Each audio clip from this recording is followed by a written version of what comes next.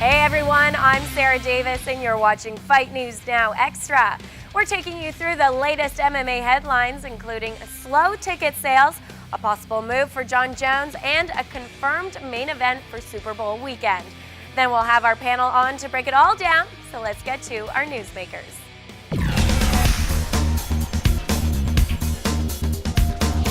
UFC 154 is just over 2 weeks away, but the event, which will see George St. Pierre's return to the octagon, is far from sold out. Tom Wright believes it's because fans are waiting to buy tickets for a show that they're guaranteed to see. After UFC 149 was completely rearranged because of injuries and UFC 151 was canceled, perhaps fans are a little more reserved. Could light heavyweight champion Sonnen-Jones be making the move up to heavyweight? He recently said that there's a good possibility by the end of 2013 he could be fighting in the heavier weight class.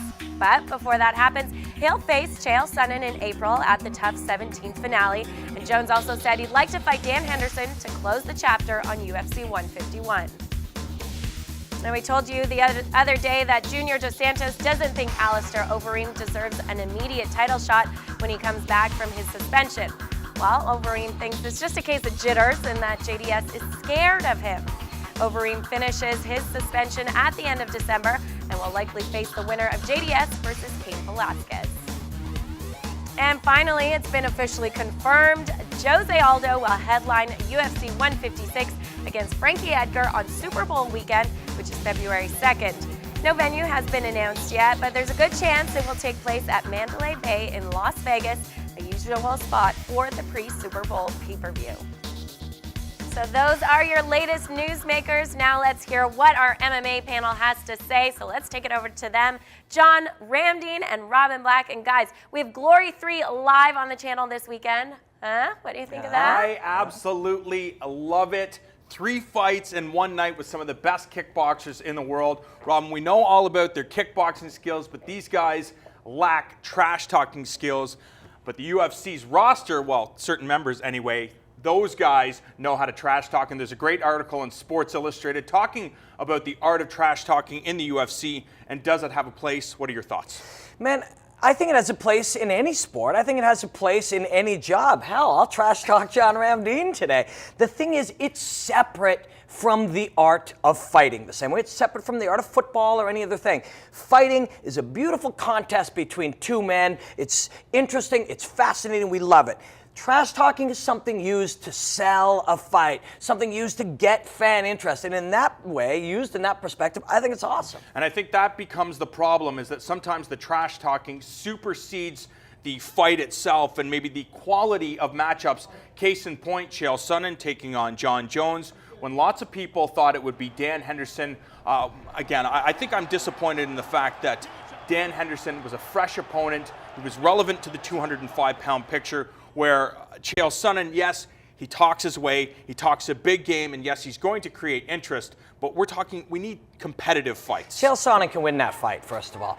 Absolutely, he can win that fight. And at this level, really, we're talking about the elite in the UFC. These guys have fought their way up through the lower ranks, through the undercards on the UFC at the top. At this level, all these fights make sense. And hey, you talk yourself into a fight, great, we'll pay to see it. Truthfully, if Chael Sonnen didn't have a shot, it'd be ridiculous, but he does. Overeem has dished out some trash talk, as well as current UFC heavyweight champion Junior Dos Santos calling out Overeem, as well as boxing champion Klitschko. And I think it's the same move that Anderson... That's crazy. Yeah, that is crazy. But I think it's the same move that Anderson Silva did a few years ago when he called out Roy Jones Jr. I don't know if it's really trash talking or making the UFC think, hey, I'm going to bail mixed martial arts for professional boxing, so you better up the ante. Yeah, maybe, but we're not dumb. And trash talking is one thing. Just talking nonsense is another. And thinking you can beat Klitschko in boxing is total nonsense. None of us are buying it. Boxing ain't buying it. The UFC ain't buying it. And that's really where it comes down to.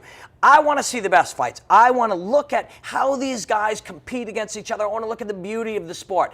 Who talks what? To me, that's extra. And yes, there are some people that hate it, and there's some guys who love it. If Pollock was here right now, Pollock would be talking about how this is the greatest aspect of the sport.